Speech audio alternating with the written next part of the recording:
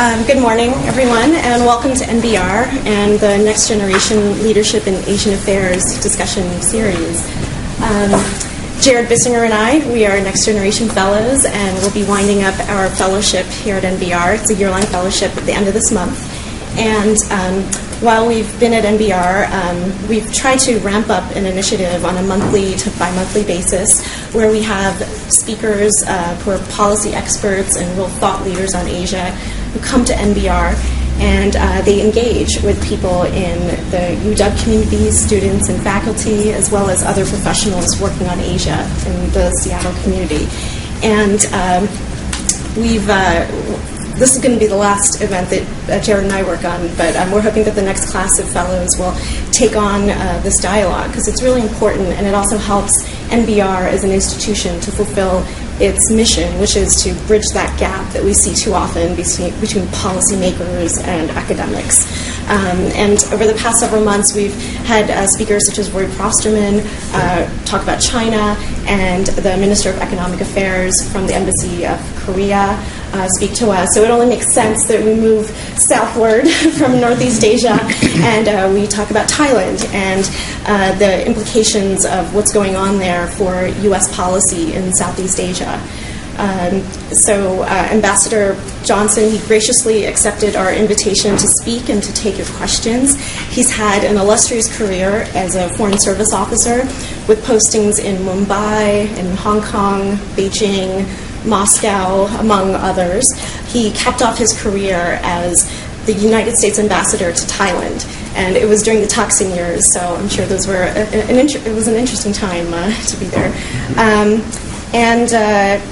So he's going to speak to you for about 15 to 20 minutes, and then he's going to take your questions for the rest of the hour. So we're incredibly honored that he is willing to speak to us today, and please help me welcome Ambassador Johnson.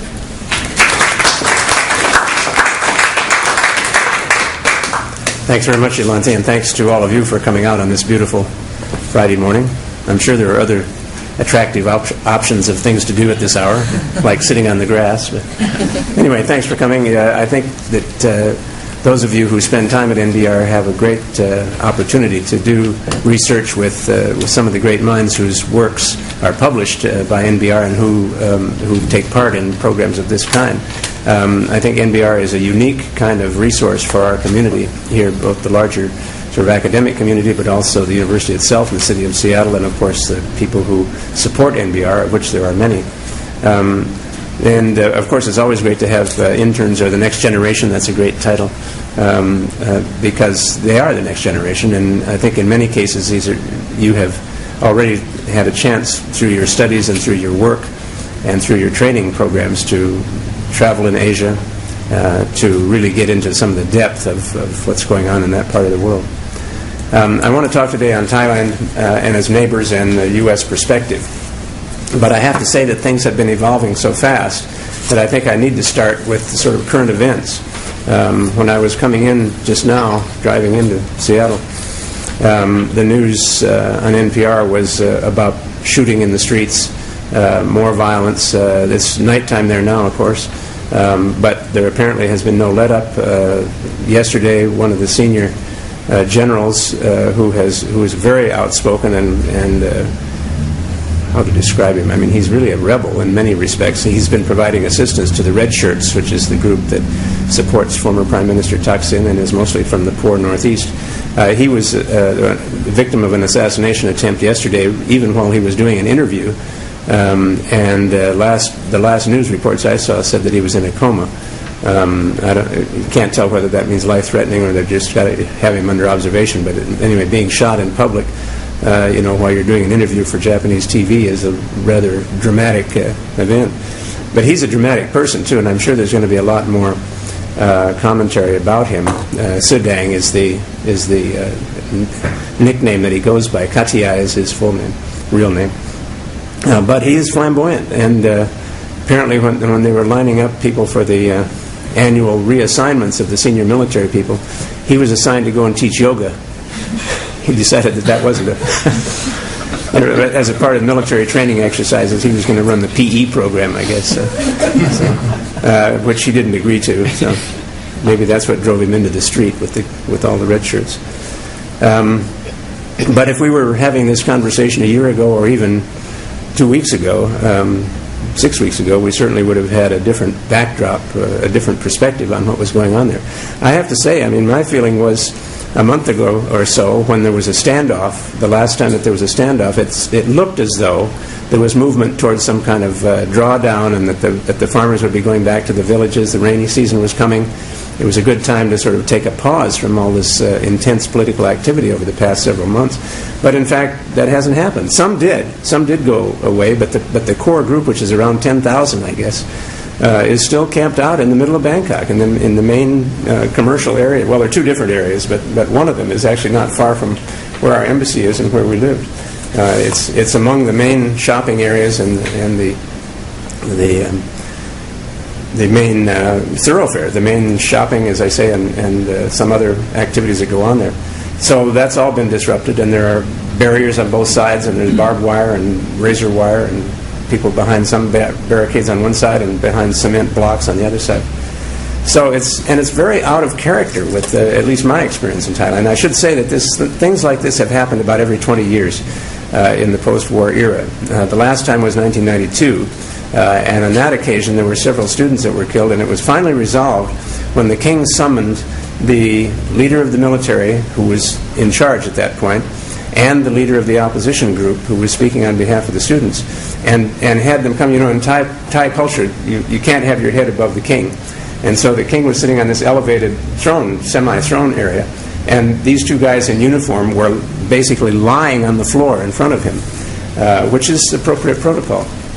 But it was a great visual, because it meant, you know, he was finally bringing these people together and telling them to stop shooting.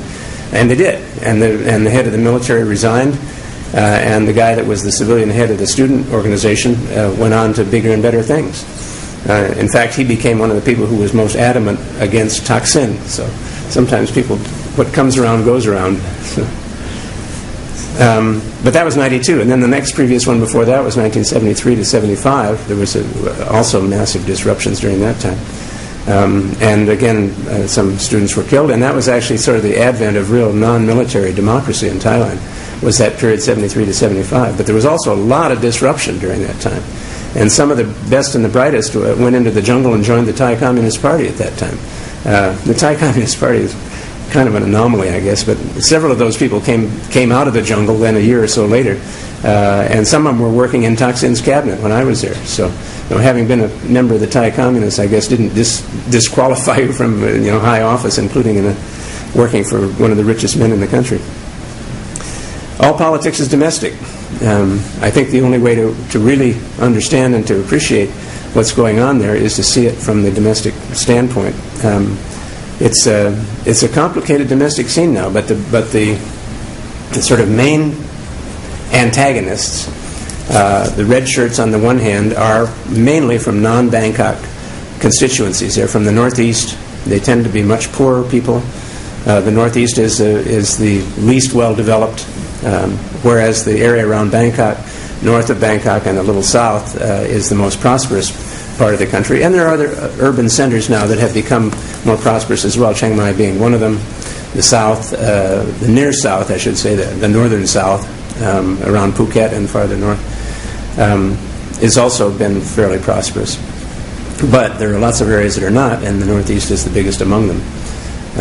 So the question of how to integrate, or whether to integrate these disparate parts of the country and people who don't identify themselves with the Bangkok government, this is a big problem. It has been a problem in the past, and having to resort to military force now to deal with the street disturbances is an indication that they haven't come close to resolving it yet. They've got a long way to go. So, Thailand today, it's geographically the size of Texas. GDP is about $200 billion US dollars. Per capita is a little over 3,000 per year. Population is 62 million. It has not grown very much because they have a very effective birth control program. It's a constitutional monarchy. King Bhumibol Adulyadej became king in 1946. He never expected to be the king. His father was not the king. His father was the king's brother. And the king was born in in Cambridge, Massachusetts. He's the only, as far as I know, the only king or queen ever born on U.S. soil. Doesn't make him a U.S. citizen, though, because if you're a royal, you're not automatically a U.S. citizen. But anyway, he grew up at a time when the role of the monarchy was very much under question. In 1932, when he was 5 years old, the absolute monarchy was overthrown. And the then king stayed around for a couple more years in a much more limited capacity, and then went off to England and abdicated and never came back. So there was a period after that, from 1935 to about almost 1950, when there wasn't really any functioning monarch.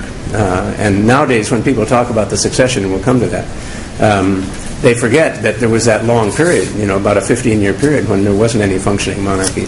The king and his older brother did come back to Thailand just after World War II in 1945.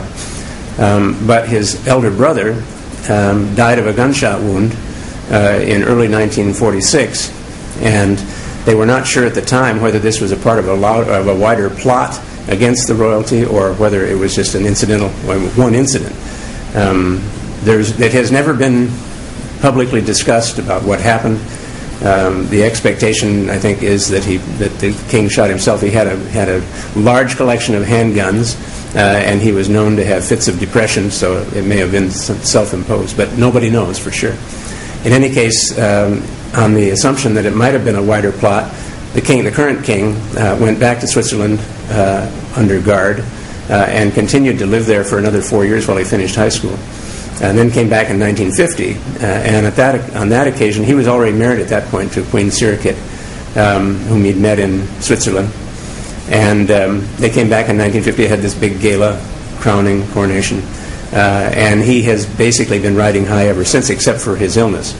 But the king enjoys the kind of stature that is hard even to describe, because people say, well, he's treated like a god. Well, not exactly. I mean, he's considered a human being, but on the other hand, he's also considered a person of tremendous high achievement and tremendous dedication to the welfare of the people.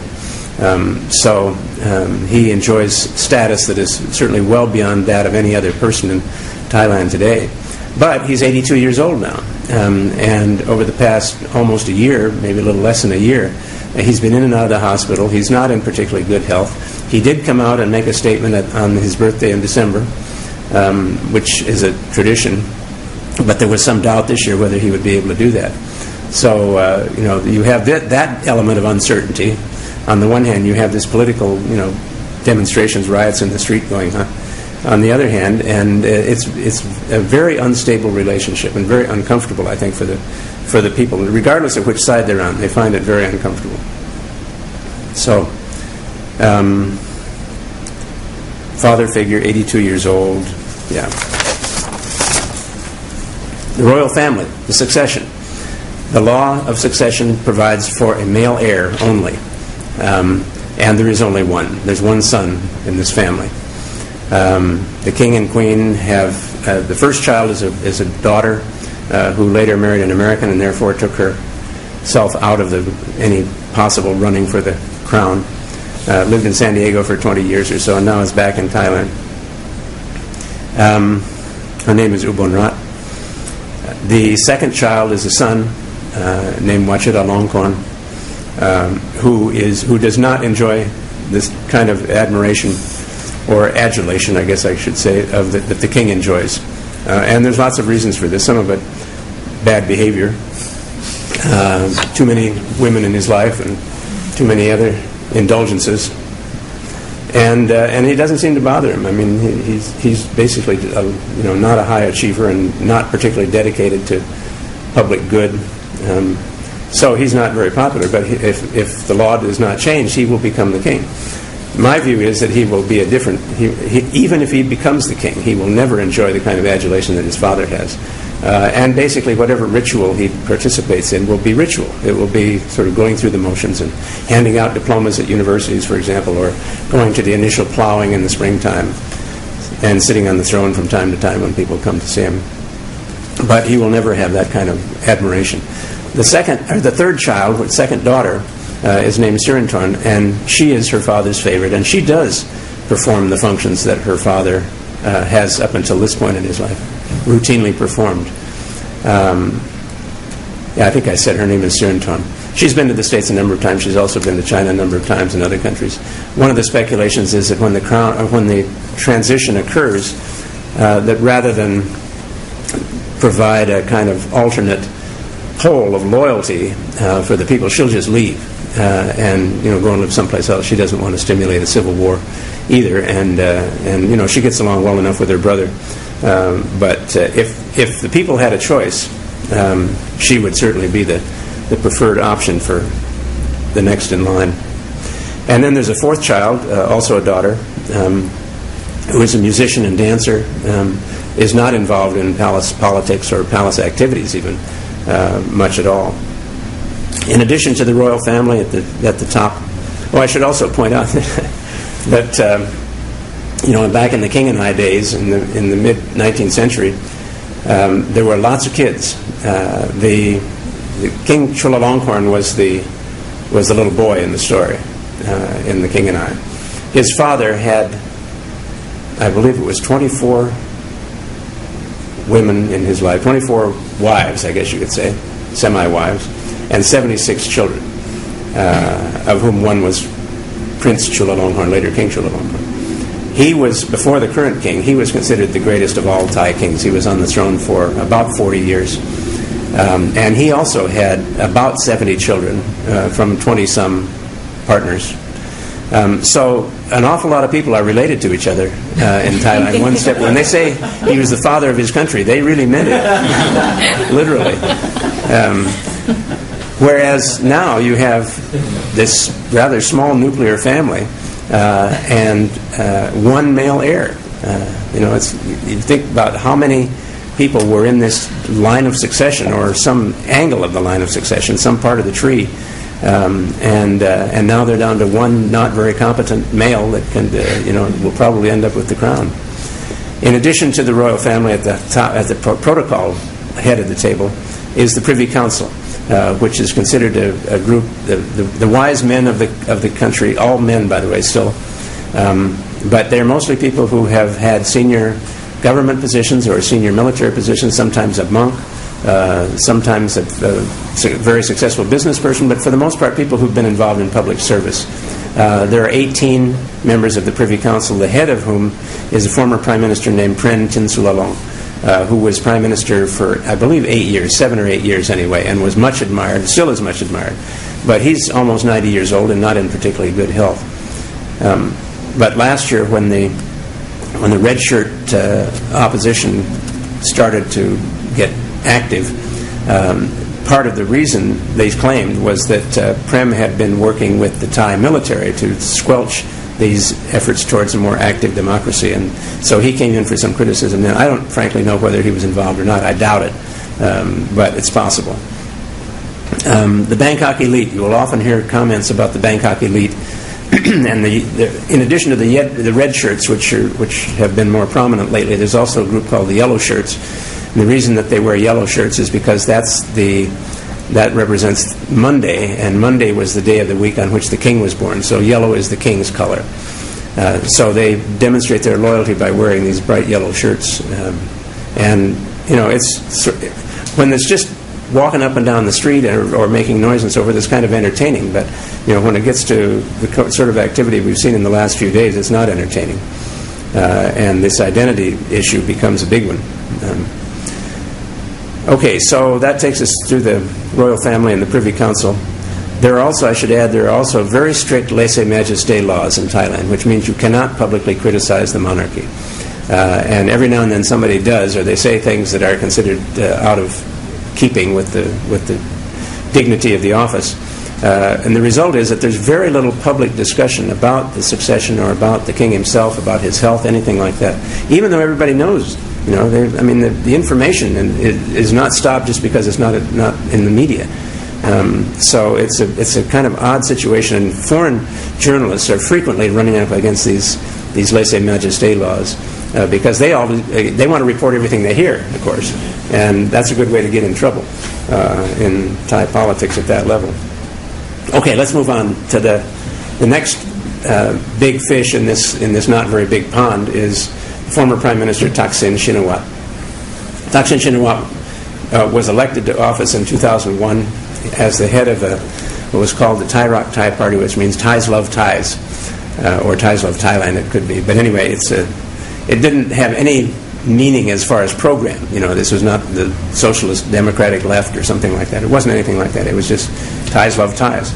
And because he was popular and because he was very active in promoting his populist slogans, he almost won a majority. He came just a few seats short of winning a majority in the parliament in 2001, and was easily able to bring in, I think it was 4 or 5 non-party members into his cabinet, into his side of the House, so that they did have a working majority.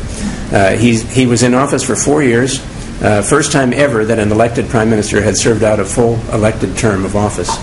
And he was re-elected and he had an absolute majority in 2005 when he ran again, by a significant amount. So he didn't have to form a coalition the second time around. Thaksin was came from a well-to-do family in Chiang Mai. He is Chinese by ethnic origin, of which 3 of the previous 4 prime ministers were Chinese. It is not a liability in Thailand to be of Chinese ethnic origin. His family, as I say, were business people in Chiang Mai. He tells the stories about working on.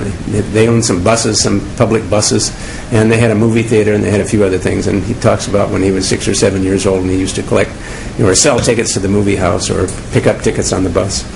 So he claims real proletarian, semi-proletarian kind of roots. But in fact, he became very wealthy. Oh, I should back up a little. He also was very smart. And was one of the top students all the way through school, and he went to university he went to the police academy. He didn't go to university. And the police academy and the military academy at that level are the same, and he was the number 1 student in his class from the academy. So then, because he wanted to be a policeman, he then went to the United States to go to graduate school. And his first school was Eastern Kentucky University, where he got a master's degree in criminology, I think it was. And then he got his PhD from Sam Houston University in Texas, also in criminology. And I asked him one time why he had chosen those 2 schools, which are not sort of on the top of the list of where the best and the brightest might necessarily go. He said it's because they had working programs in criminology. They worked with the prisons. In both cases, the schools were physically located next to the state prison. And the result was that they had a lot of interaction with the inmates, and in some cases had the inmates working with them. So he got his PhD, his master's and his PhD, went back and went to work in the headquarters of the police department. But within a very short time, I think like about 2 years or 3 years, he recognized that technology was the wave of the future in police work as well as in lots of other areas. So he left the government and founded a company. It was called Shin Satellite, Shin for his name, Shinawat, and Satellite because that's what he was buying. And he set up, it was under government contract, and in the course of setting up this company, he became hugely wealthy. Hugely, I mean in the B with billions of dollars value. He was probably the second richest man in the country when I was there in the early parts of the last decade. Government contracts, virtual monopoly. So it was a great way to milk that cash cow. Turning point came in January of 2006. He had just been elected, re-elected, as I say. But in 2006, I should back up a little bit. There's one of the things that was a nuisance during almost the whole time I was there was business opportunities in the telecom sector. Because this was a monopoly, and because he obviously had something at stake, it was very difficult for foreign companies, including U.S. companies, to get a slice of that telecom market. So we were constantly knocking on the door. There was supposed to be a public bidding process whereby foreign companies could also bid. But in addition, the Constitution of 1997 had specified that there would be a whole lot of oversight bodies in every kind of public sector activity, including telecom. But this commission that was supposed to oversee it and be the regulatory body never got established. And they would just go on and on and on, and nothing would get done. And by Viacom would they were unhappy about it, and AT&T was unhappy about it, and the one from LA, I forgot their name. Anyway, they were involved. Everybody was unhappy, and they were going to take their money and go home or go someplace else. And the then Minister of Communications, when I was banging on his head one time about this, said, look, the Constitution says we have to have this oversight body, a 7-member oversight body. There are not 7 people in this country who know enough to be on that oversight body in that field, who have no interest in the outcome. In other words, you could take people from the Shin Corporation or from 2 or 3 other places, including schools, and put them in a room and call them the commission. But he says they either don't have the knowledge or they don't have the lack of interest in the outcome. So the solution that he was proposing was that they would nominate not 7 but 15 names, send them to the Senate, parliamentary body, and the Senate would choose among those 15 which would be the 7. So making it as distant as possible and keeping it away from Thaksin's own hand. But it didn't work, and they never did get the commission established. So in January of 2006, Thaksin and his family members, who were major owners of the stock in the Shin Satellite Corporation, sold their shares in order, he says, in order to just be rid of this problem, and then somebody else could assign the responsibility to the Communications Commission. Well, they sold these shares for the princely sum of $1.9 billion, US dollars, to the investment arm of the Singapore government. So there were 2 things that were well, 3 things that were a problem. One was that it was a huge amount of money. Secondly, they structured it in such a way that there was virtually no tax paid in this transaction. And thirdly, they sold it to the Singapore government. So there was a big hoo-ha about that, about all 3 of those things. And there started to be daily and weekly demonstrations against Thaksin in the big park, Lumpini Park, which is right practically in the middle of Bangkok. These demonstrations would occasionally get noisy and sometimes not. Sometimes it didn't make any difference. He claimed to be above it all, and he wasn't going to be bothered by it. But it did have an effect of grinding down people in the government and making the process of managing the affairs of state much more complicated than it needed to be. So these demonstrations continued. Finally, he found it difficult to govern, even though he had come in with a working majority. So he called elections, snap elections, for April, 4 months later, and again won by a majority. But in this case, there was a question about the legality of some of the candidates and whether or not they had all been elected fair and square. The Constitution required that you had to have, first of all, the Parliament could not convene unless every seat was filled. And second of all, you couldn't have a non-result. But in fact, what they did was, in places where Thaksin was not popular, they boycotted the election. They didn't come. So there ended up being something like 25 seats that were not filled. And the Constitution says you don't have a functioning government if you don't have all the seats filled.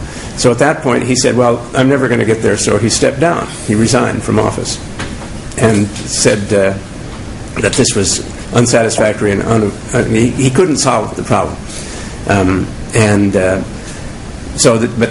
He said he would continue in office as a caretaker. Then the question arose, well, taking care of whom and what? Because it's one thing if you say you're going to be there for 6 weeks or a month or something like that, but he didn't have any end date, so he became the caretaker, and the caretaking continued until September of 2006, when he came to the UN in New York to give his annual presentation. And during that time, the army moved against him and overthrew him. So Thaksin has only once has he been back since that time, and it was I think for only a day or 2, and he managed to leave after that. But they overthrew him. It was a peaceful coup. There was no blood in the streets, unlike now. The stories were all about people going and putting flowers in the muzzles of the rifles, and so forth, getting their pictures taken with the soldiers and so forth. It was all sort of jolly and holiday-like. But Thaksin was out at that point. So then there was another election, and there were a lot of people who ran as though they were Thaksin or his friends. And later, just to compress this, the administrative court ruled that these candidates were not legal, were not could not represent that party because the party had been outlawed. So even if they changed their name, they still weren't allowed to run.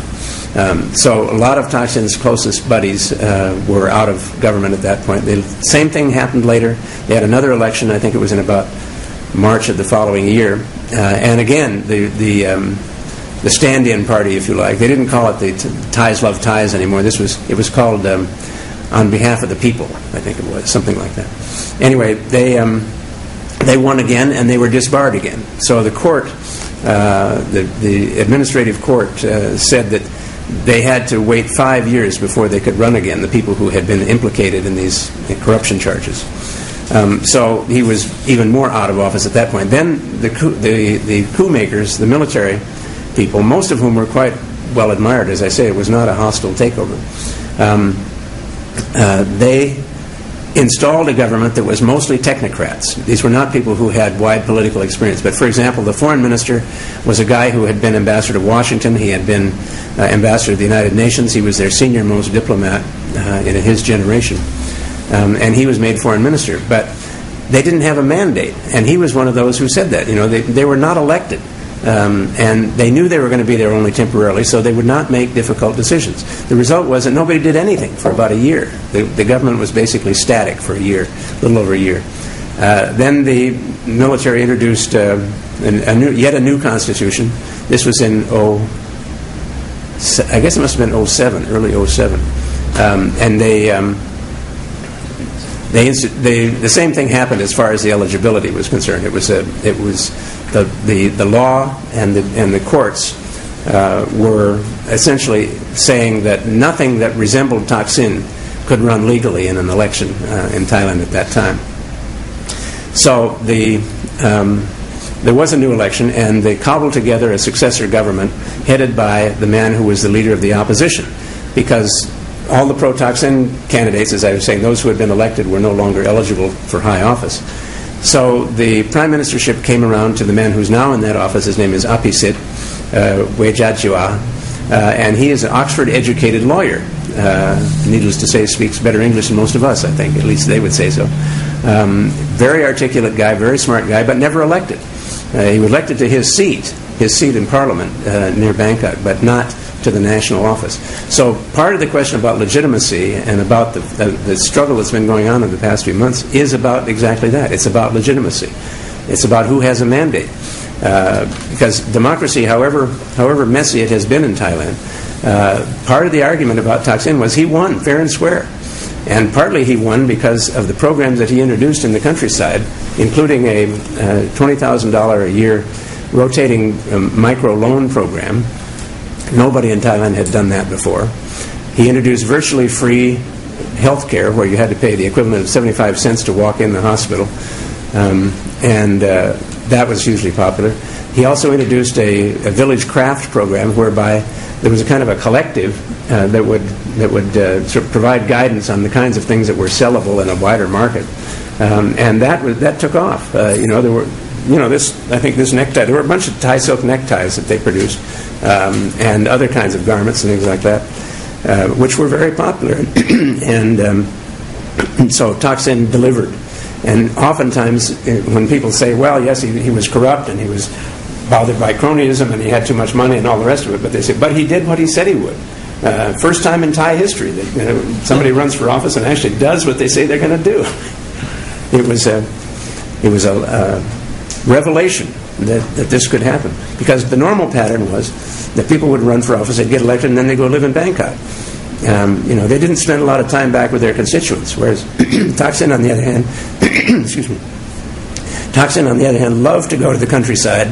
I remember one time he had his picture on the front page of the paper wearing one of these little loincloth, sort of a cotton cloth that is its traditional wear for men,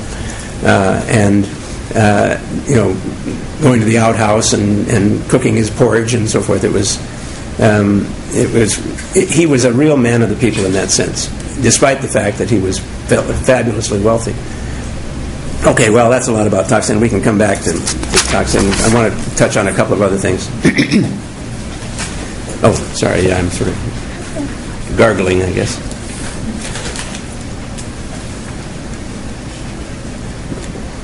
Okay. Okay, well, as I say, we can come back to that, but let's now talk a little more about geography, and we'll talk about this nice map here. And Thailand's place in the world, as they say, is defined by its geography, of course. It was one of the founding members of the Association of Southeast Asian Nations in 1967, which was the kind of anti-domino group that got together during the Vietnam War and decided that they didn't want to be dominoes and they didn't want to live under the Chinese or the Vietnamese version of communism. So the original five were Thailand, Philippines, Malaysia, Indonesia, and Singapore. And then a few years later, Brunei, this tiny little oil enclave on the northern coast of Borneo, became a member. And then later, the remaining four countries of the region, Vietnam, Laos, Cambodia, and Burma, became members. So you can see that there's a kind of haves and have-nots division among the ASEAN member states. But nonetheless, the organization has continued, has persisted, and I think Rich was just mentioning that we had the ASEAN foreign ministers here, or trade ministers, were here a couple of weeks ago. They have the ASEAN institutions meet all the time. I think one of the people in the Thai foreign ministry said they have 760 meetings a year on ASEAN in some capacity or other, economic or political or small business or education or whatever. And the Secretary General of ASEAN now is a former Thai foreign minister who was also here the other day, named Surin Pitsuwan. And he's a long and strong friend of the United States, went to school in this country, was an American Field Service student in high school, and then went to Pomona to Scripps College, graduate, and got his PhD from Harvard. And again, speaks flawless English. So Surin is a very appropriate representative of Southeast Asia as a member and leader of ASEAN.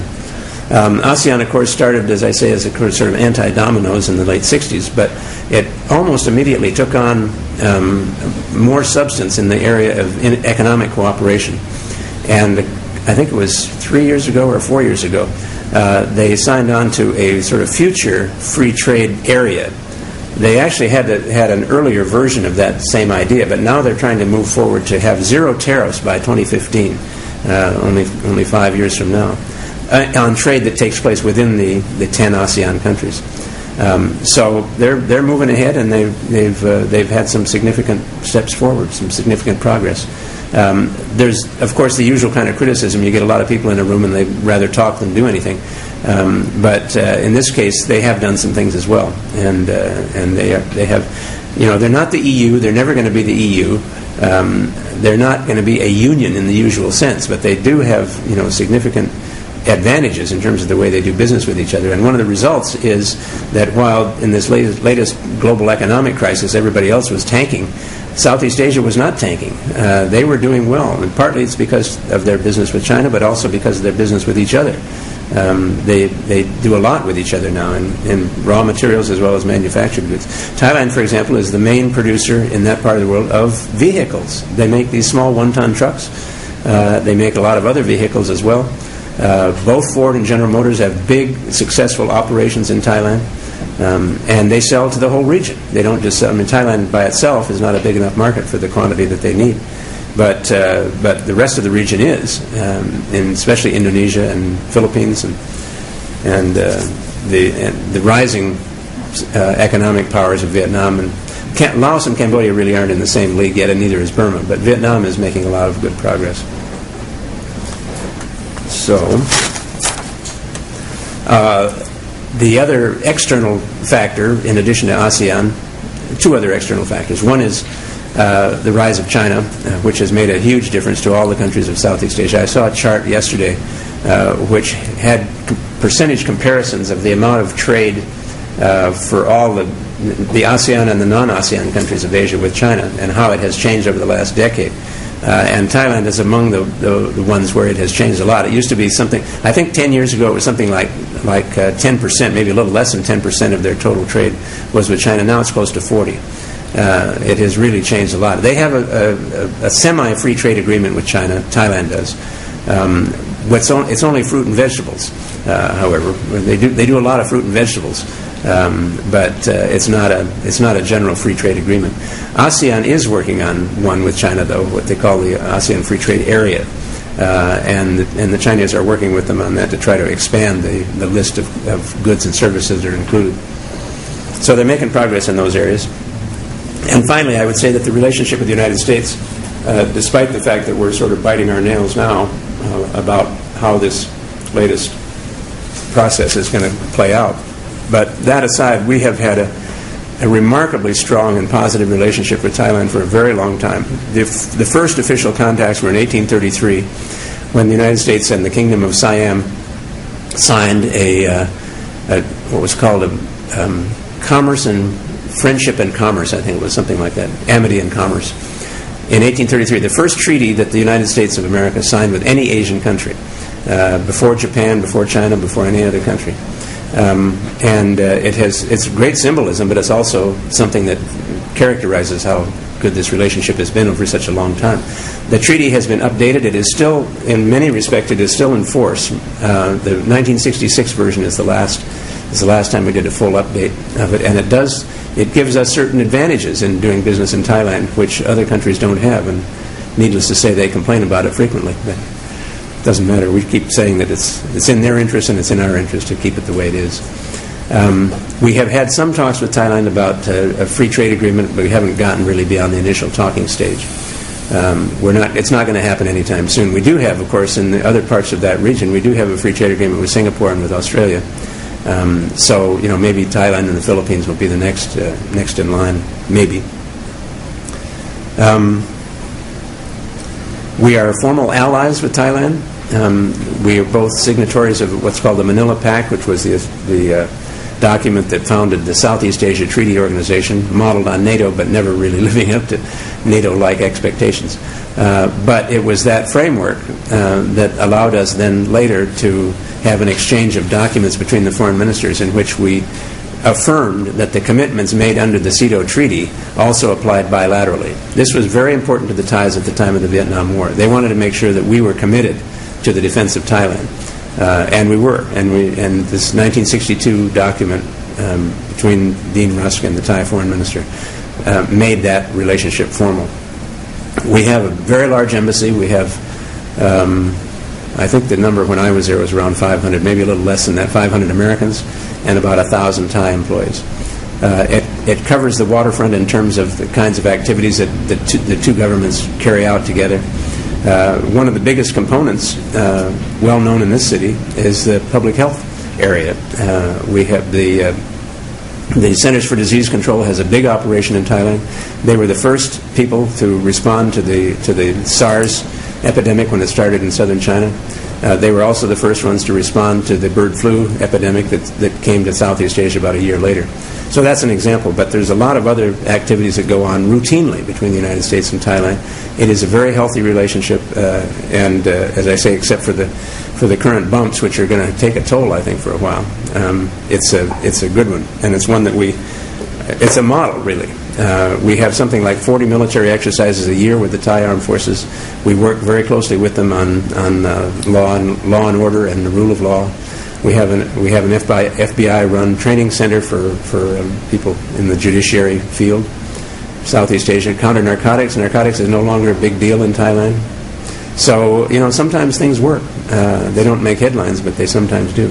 I think I'll stop there because I know there's going to be other questions, and I don't want to use up everybody's time wandering. So, thanks.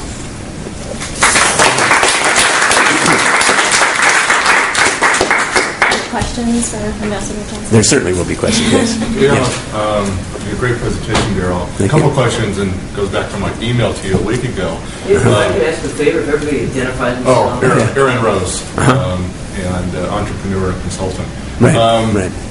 And again, welcome. Aaron's been here before. Yeah, thanks.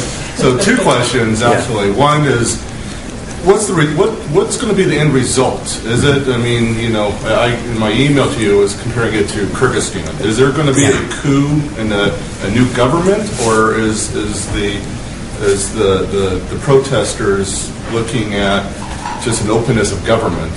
So, and then along those lines, how closely? This certainly is, there's a history of this. Yes. How close? There have been 18 coups since 1932, by the way. For the overthrow of the king in 1932 was the first of what has now been 18, not counting today. So how closely are the other ASEAN the countries watching this? They figure this is just another one, number 19, or is this going to be a wider spread issue?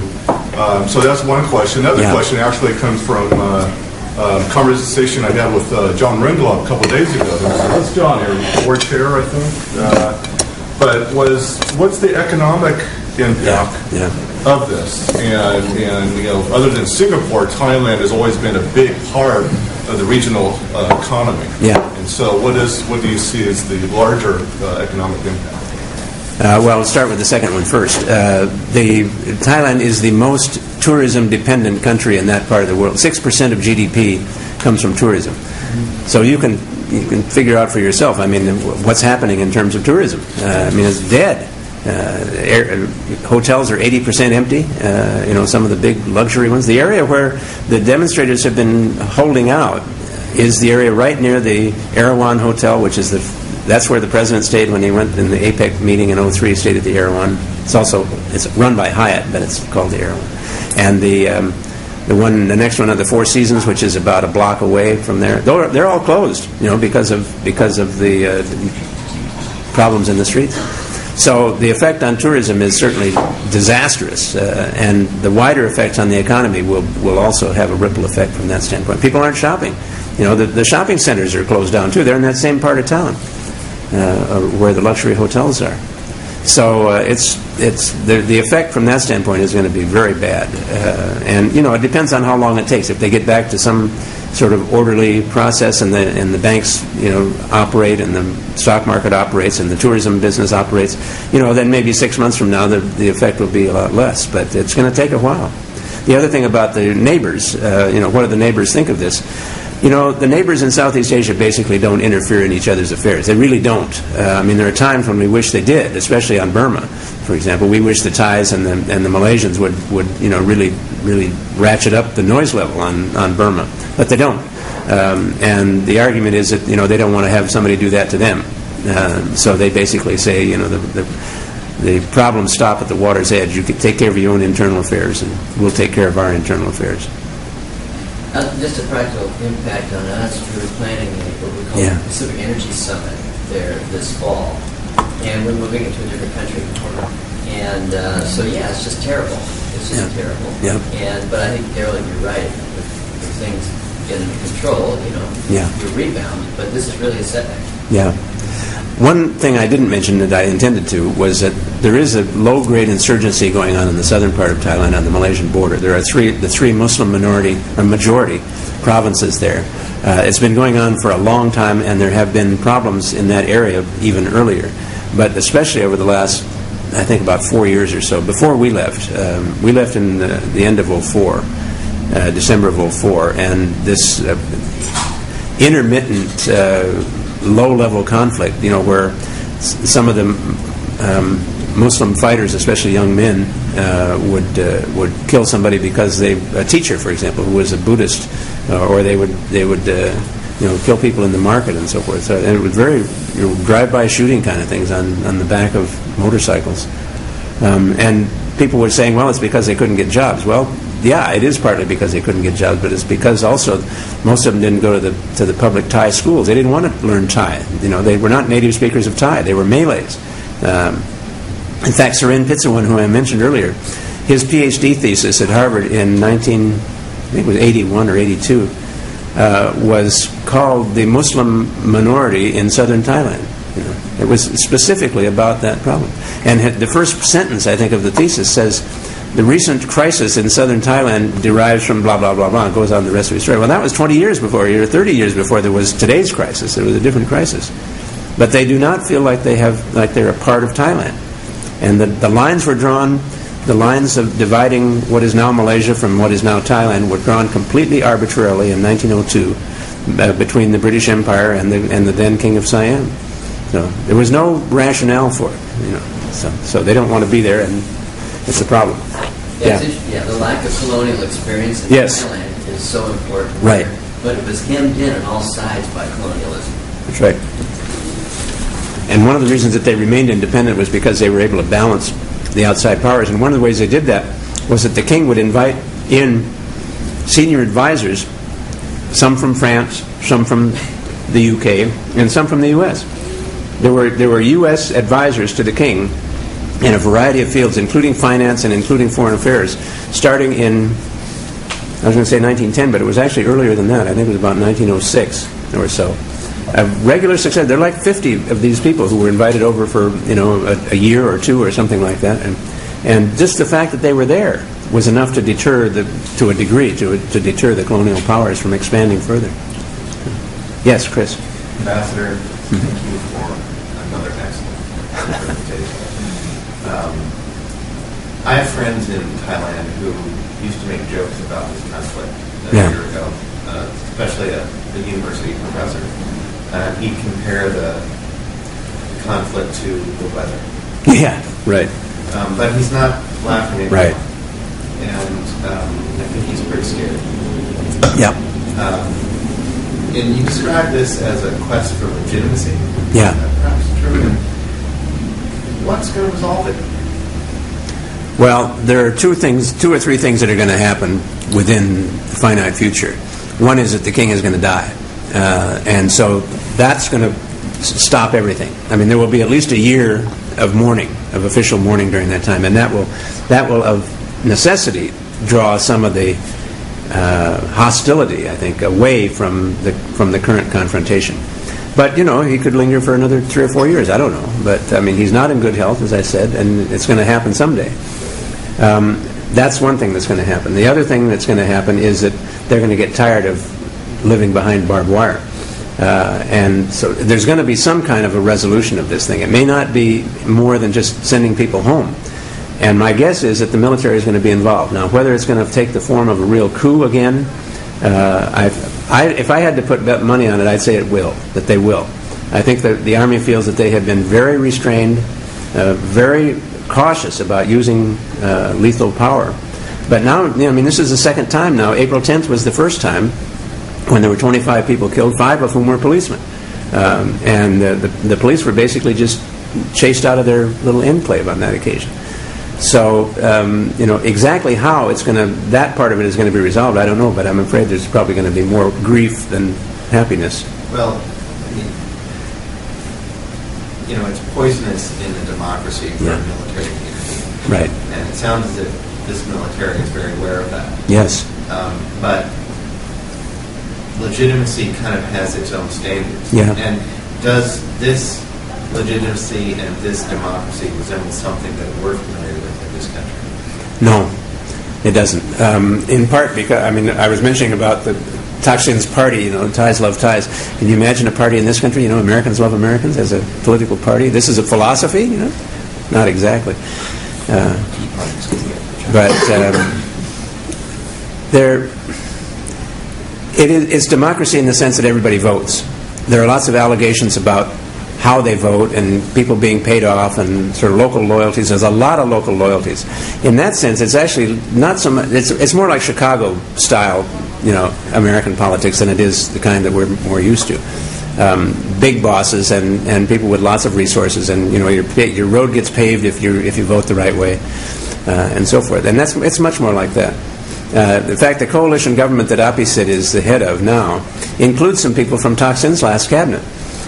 One of whom is a major boss in the Northeast, in the town where I lived when I was in the Peace Corps. He's much younger, so I didn't know him at the time. But his name is Ne Win. His father named him after the Burmese dictator. Ne Win is not a Thai name, but this guy is definitely a big-time political player. So yeah, there's democracy and people vote, and they certainly in the case of Thaksin, they voted their hearts as well as their money interests, and then they saw it thwarted. So there's a real sense of unfulfilled angst, if you like, unfulfilled wishes as far as getting back to a more normal political relationship. But my guess is it isn't going to happen soon. Thaksin will be arrested if he sets foot in Thailand again. I mentioned earlier that he had come back once after he was overthrown. He was only there for about 2 or 3 days, and he got permission to go to the Beijing Olympics. So he went to the Beijing Olympics and never came back. So he would be arrested because in the meantime, his ill-gotten gains have been about 2/3 of that 1.9 billion U.S. dollars has now been taken by the state, that which they could get their hands on back in Thailand. Somehow it doesn't seem to affect too much about his mobility, though. He's in Dubai one day and he's in Hong Kong another day. He was in Cambodia for a while providing economic advice to the Prime Minister of Cambodia, which must have driven the Thais up the wall completely. We have time for one more question. You mentioned that there is some effect between China and Thailand. Yeah. That there's fruit and vegetable trade. Right? Yes, a lot. That's what I do. And I was wondering if you thought that this current political situation is going to negatively affect Thailand's ability to export. I guess my question about fruits and vegetables, but no. As far as I know, it hasn't had any effect. I mean, that basically operates in the Mekong area.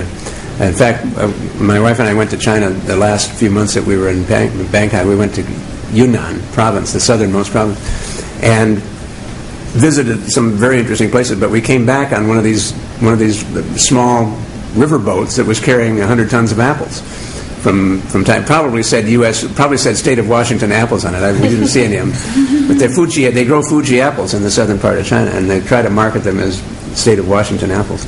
Anyway, so we came back on that boat, and which started in the southernmost part of China, Yunnan province, and came down the river, which is lots of rocks in that river, by the way. I mean, you can pass, but not very comfortably, and you have to keep your eyes out, so you don't travel at night.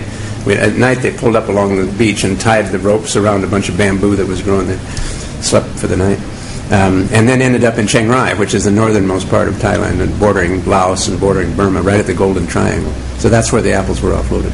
And going the other way, it's mostly things like onions and certain kinds of fruit. This small little dark fruit that's called dragon eyes, which the Thais and the Chinese both love.